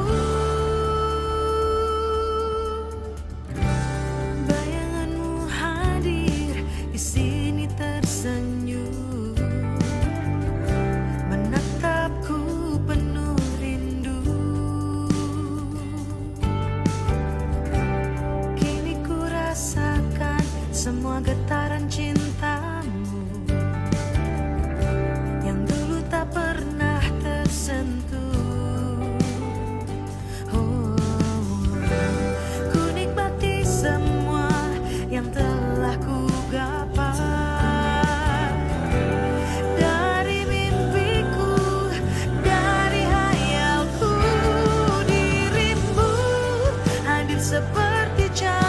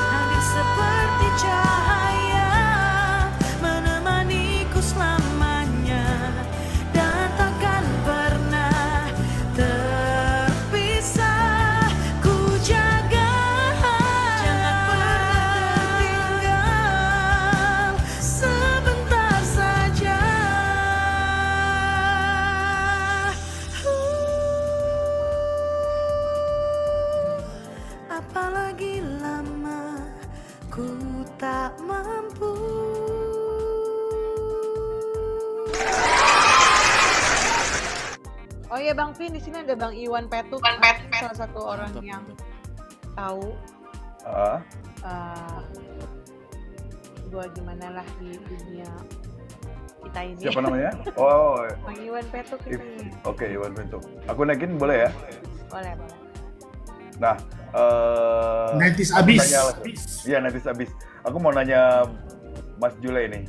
Mas Jule, Ya, ini gimana nih ya. Mas Jule dari segi industri untuk single yang baru kita dengar ini? Oke, ini subjektivitas ya, ini opini pribadi ya dari Ya. pengalaman sebagai musik director radio dari tahun 90 sampai 2014 gitu. Setiap musik itu mungkin ada masa-masanya ya. Ya, Gua sangat percaya itu dan masa itu bisa berulang kembali. Jadi musik 90s itu segala macam itu mungkin bukan berarti masanya cuma di 90s.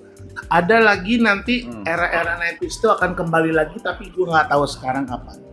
Cuman yang gue tahu dari anak gue udah SMA ya, jadi gue sering dengerin dia di mendengarkan playlist-playlistnya di Spotify segala macam.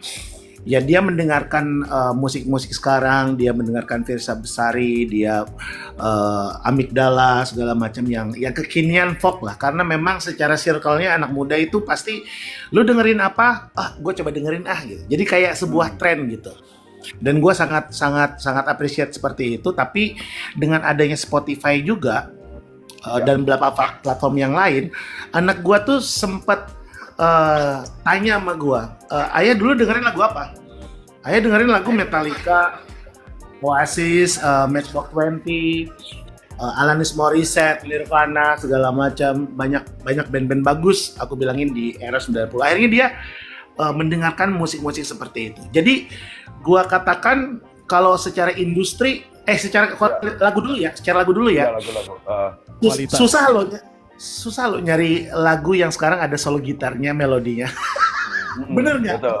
Betul. Bener nggak? Gue setuju Di banget. era sekarang yang minimalis, cuman main gitar, piano, segala macam dengan Fox, segala macam dengan trompet, bla bla bla bla bla bla.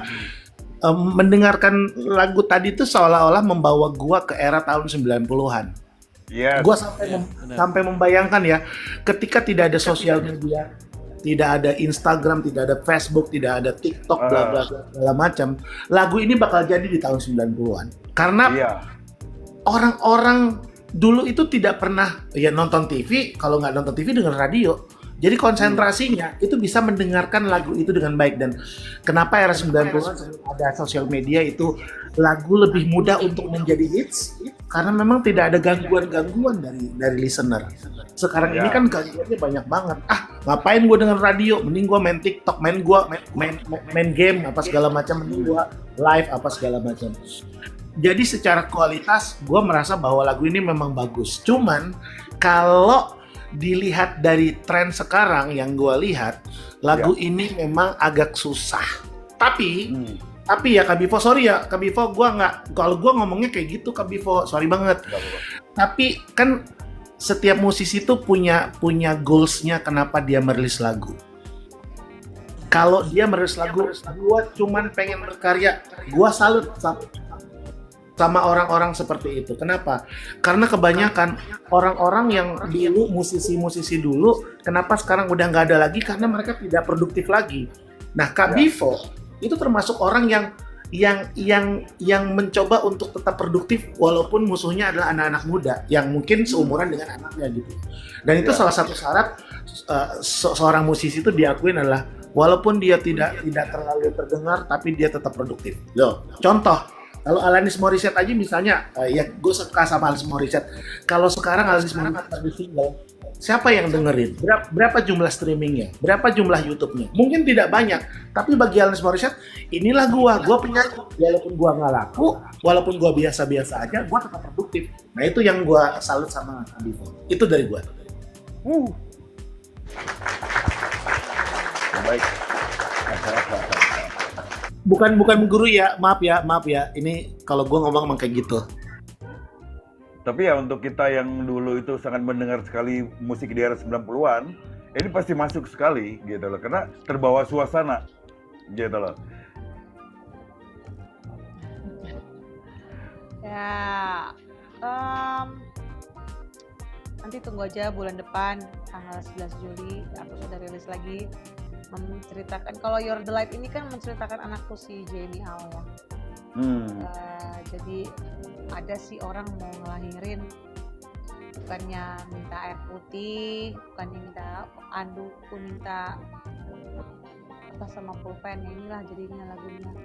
Gitu saat gue lagi ada pembukaan 5 ada orang minta apa ya itu minta gue bikin jadi laki gue suruh keluar jadi sustersnya udah gue usir jadi gue bikin lagu ini bikin lagu You're the Light ini jadi kalau anak pertama kan siapapun itu jadi buah cintanya banget kan gitu. Jadi buah cinta gue sama Edmond lah gitu.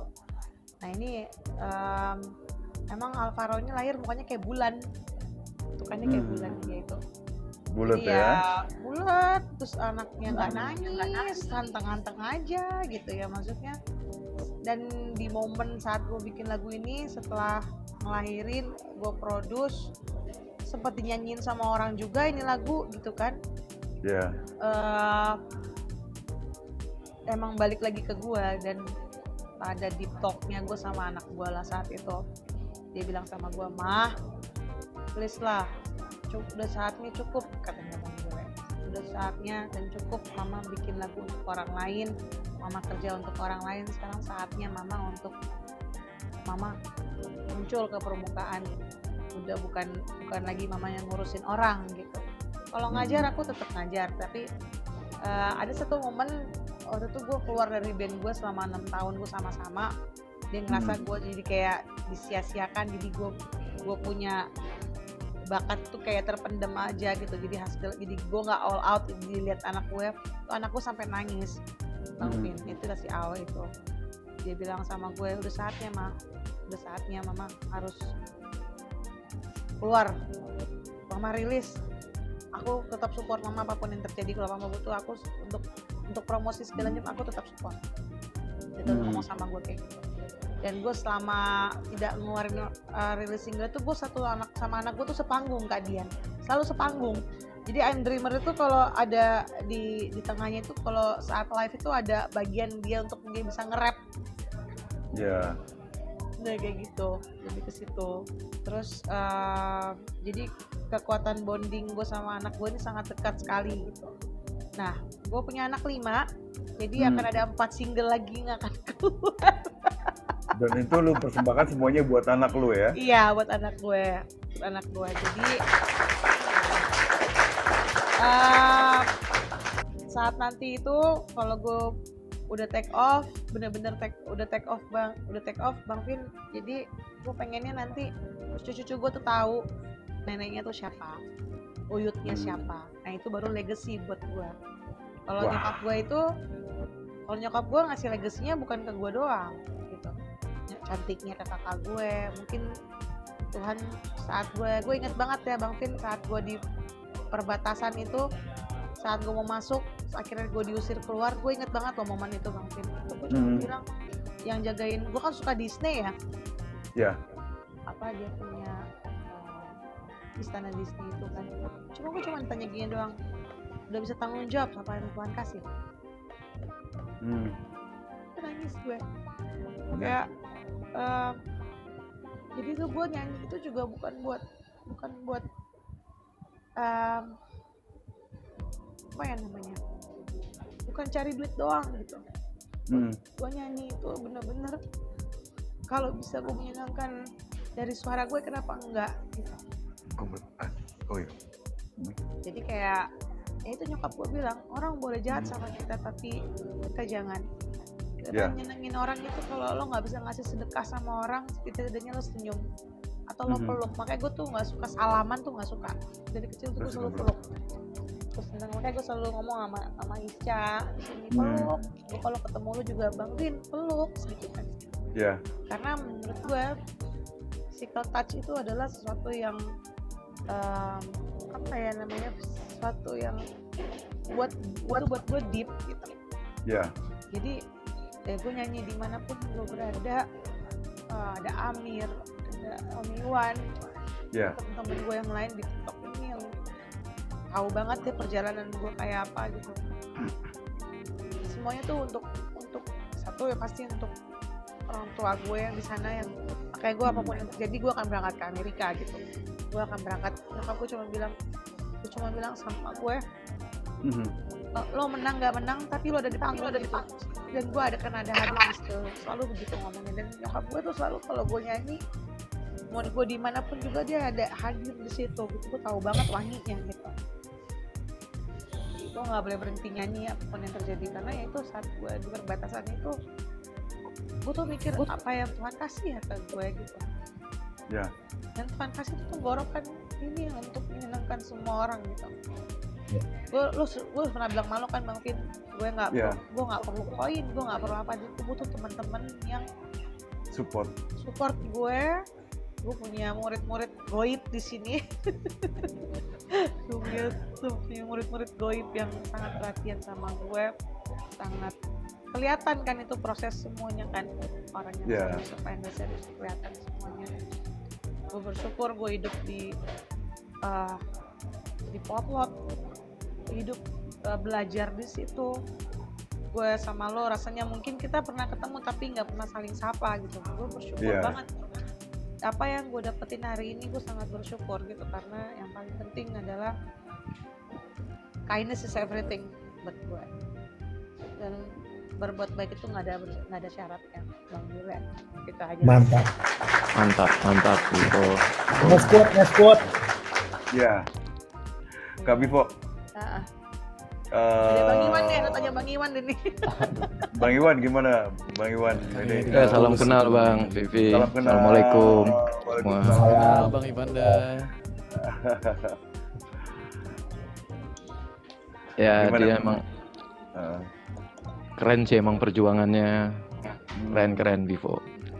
Gue biasa manggil Puput ya. Iya Puput. Gue juga manggil dia Puput. Makanya Bivo. Rada kagok gue manggil Vivo. Iya si Puput nih keren banget, keren. Ya. Luar biasa lah semangatnya. Gue salut banget sama dia. Dan pokoknya susah lah gue ungkapin dengan kata-kata. Pokoknya lo keren Put. Tetap semangat terus, sehat terus gitu.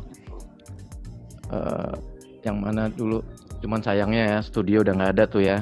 Kenangan ya. Tahu studio gue. Iya. Waduh itu studio kayak istana itu bro. Heeh. Ya, itu keren banget. Dan ya ada pernah juga pengalaman gue di saat ngetek di sana, Mami sempat duduk di depan kaca itu tengah malam. Wah sesuatu banget dijogrokin sama Mami itu, ya Allah.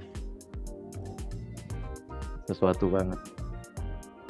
Tetap semangat. Dan Dibeli, gue tuh nggak bisa dibeli orang. ya Kalau Momen-momen orang itu Medan ya. tuh nggak bisa dibeli gitu. Kalau dia emang seneng sama orang bisa. Ada orang siapa? Dia ngintip tuh. Siapa tuh? Dia suka ngintip gitu, Bang Vin di depan pintu studio. Ayo Mi gitu. Lagi rekaman ya. Dari mana kalian ajak ngobrol terus didengerin lagunya gitu. Papa gue itu gue dulu sempet dijogrokin depan kaca tuh, Put. Dia duduk di situ kan ada sofa tuh. Nah, dia ngelihat gue ngetek itu duduk sampai selesai. Sama Mami itu. Wow, keren. Ya. gini-gini udah sampai Filipina nyanyi. Luar biasa sih perjalanan lu juga bisa dibilang. Mudah-mudahan lah lu di kedepannya bisa menghasilkan sesuatu, setidaknya bisa mengimbangin atau melanjutkan legasi dari orang tua, nyokap khususnya. Ya, keluarga ya. Keluarga.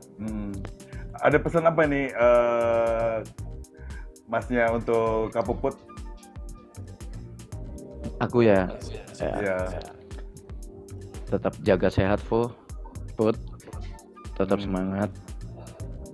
Ngalir aja, Put.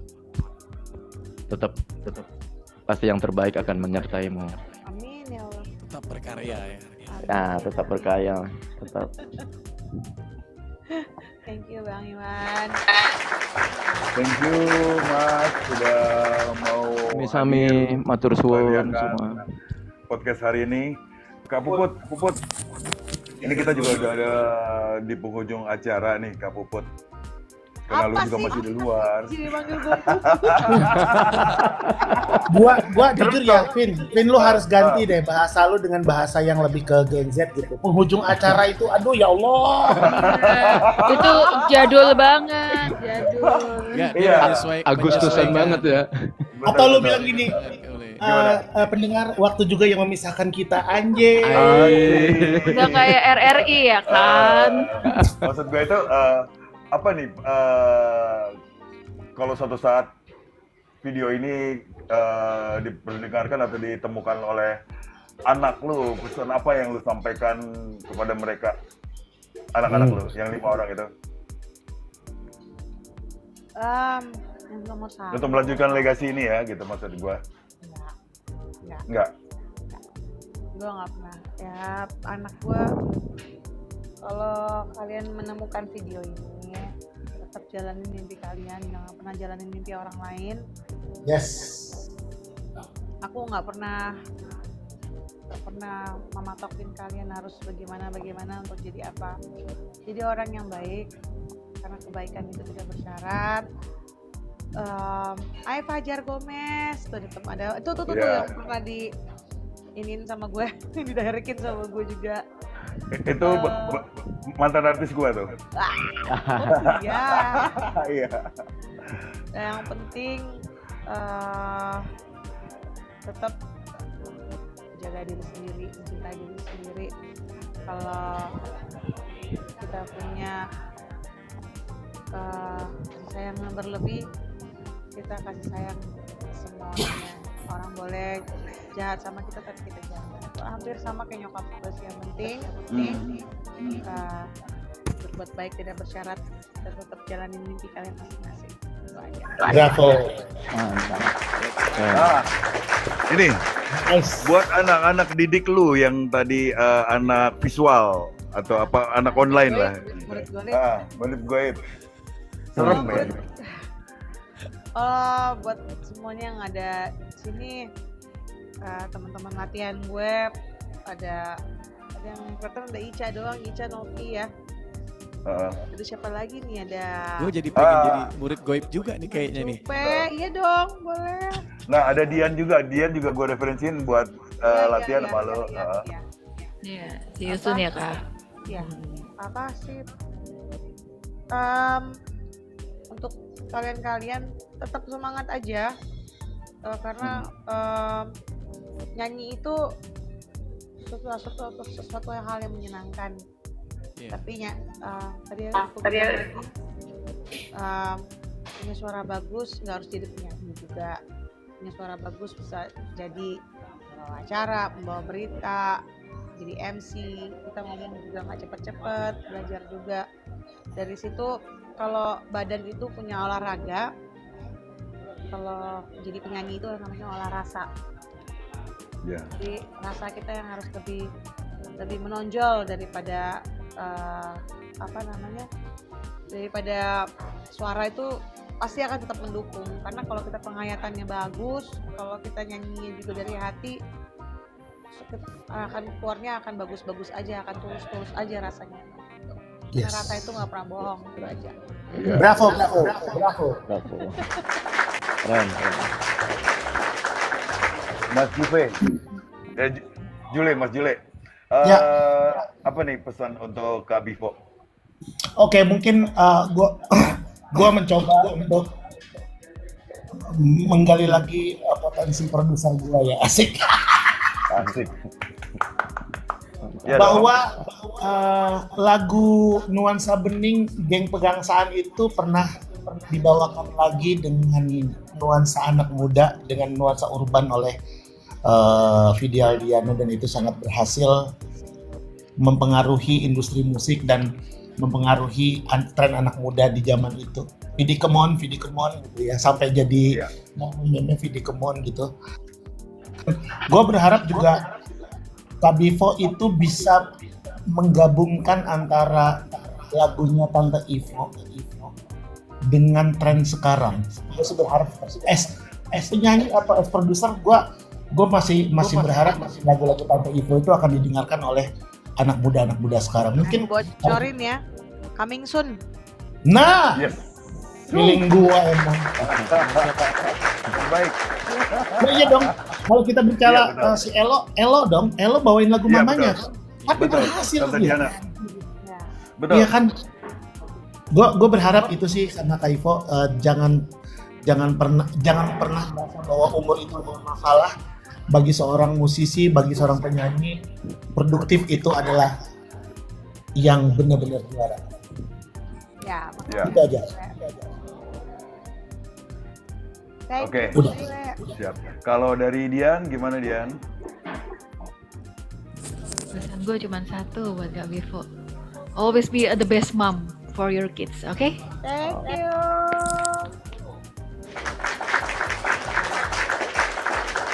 Bebekku Faris. Tumben ku nih Morsas nggak Apa masuk nih. Kesel dia. Oh ya, kalau Mas Morsas lagi ada kesibukan ya. Iya.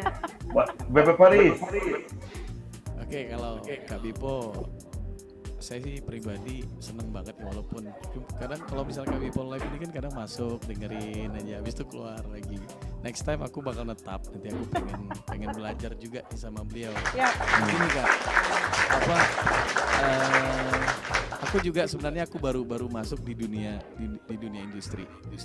Ya, jadi dengan aku baru masuknya ini artinya aku harus banyak belajar dari orang-orang senior yang dulunya udah pernah yang mengalami lah, yang udah punya pengalaman apa segala macam. Makanya aku sharing dengan beberapa senior yang ada ya. Mungkin aku nanti bakal sharing juga ke Kak Siap. Bipo.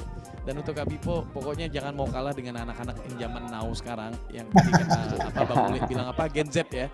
Jangan mau Gen kalah. Z. Ya, kayak musik tadi, gue jujur aja gue seneng banget dengan musik Kak Bipo yang tadi ya. Sama aku juga kemarin pernah di podcast ini puterin lagu aku sendiri juga. Brother Tin juga bilang katanya 90s banget. Jujur, gue orangnya memang seneng banget sama musik-musik 90s karena apa? Yes. Sampai dengan sekarang musik 90s itu tidak akan pernah mati. 90s is the Mati. best. Dan sampai kapanpun tetap the Betul. best. Iya. Cuman caranya kita merecycle-nya anak-anak zaman sekarang itu mereka campurkan dengan musik-musik yang di era zaman sekarang. Iya. Contoh kayak tadi Bang Uli bilang kan lagunya Nuansa Bening diubah lagi dan sehingga sekarang itu bisa menjadi booming kan. Kenapa enggak buat Kak Ipo dengan lagu-lagu Mama. lamanya? Iya, lagu-lagu mama. Pasti Semangat. Mantap. Semangat Ivo. Buat Dari gua nih Put, Kak Puput, Bivo, Iya. apapun itu tetap berkarya, jangan berhenti, tetap menjadi ibu dari anak-anak yang sekian banyaknya ini, yang sabar menanti, tetap sehat, jaga kesehatan, bener kata si masnya tadi, tetap jaga kesehatan, itu sih pesan gua. jadi legend. Jadi Amin, legend. Amin. Amin, amin. Oke, kita sudah cukup untuk hari ini. Sampai ketemu di podcast berikutnya. Terima kasih buat Kak Bivo yang sudah hadir, Thank you. Terima kasih, Kak Bivo. Makasih. Mas Jule yang sudah mau join hari ini. Luar biasa, di suatu kehormatan.